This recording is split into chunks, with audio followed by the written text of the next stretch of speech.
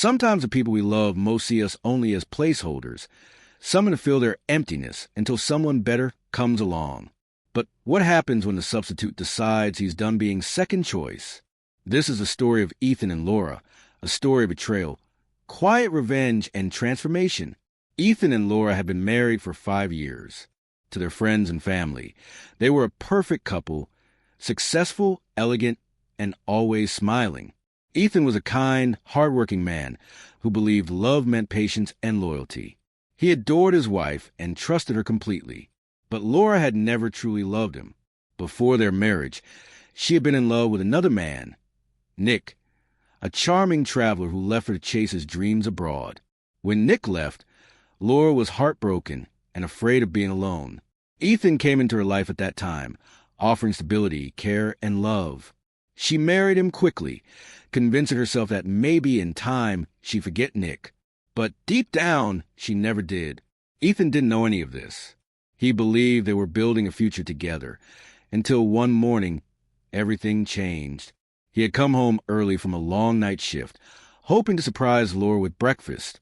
As he quietly opened the door, he heard voices from the kitchen, Laura and one of her friends. Her tone was cold, cruel, and full of arrogance. "He's just a substitute," she said, laughing. "Once Nick is back, I'll dump him. He's too boring, too plain, but he's useful for now." Those words hit Ethan like a knife to the chest. For a few seconds, he couldn't breathe.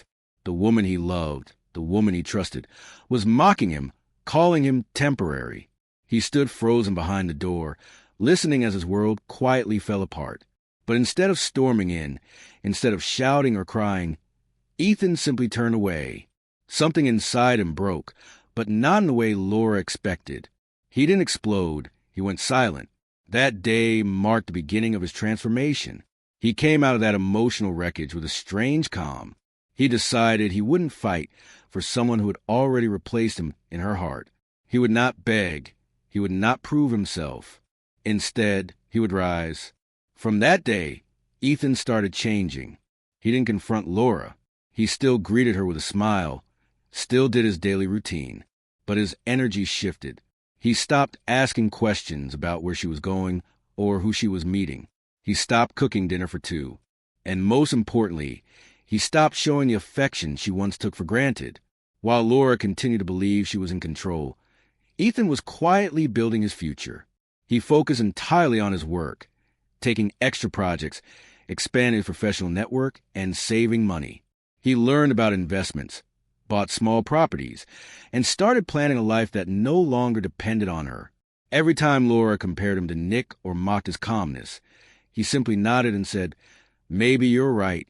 She thought he was weak, but he was already preparing his exit. Months later, the inevitable happened. Nick came back.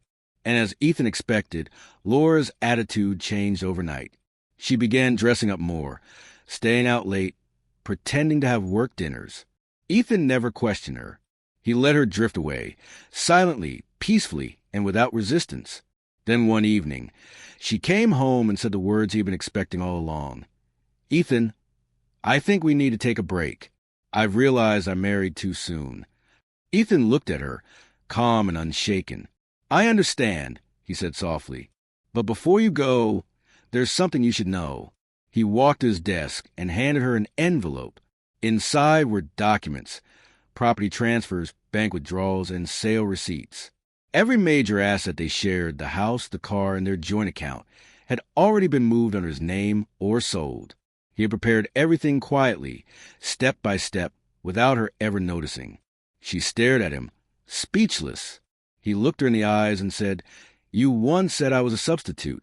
You were right, but I just replaced myself with freedom." Without another word, he walked away, leaving her in a house she no longer owned. It didn't take long for Laura's fantasy to collapse. Nick wasn't the man she remembered.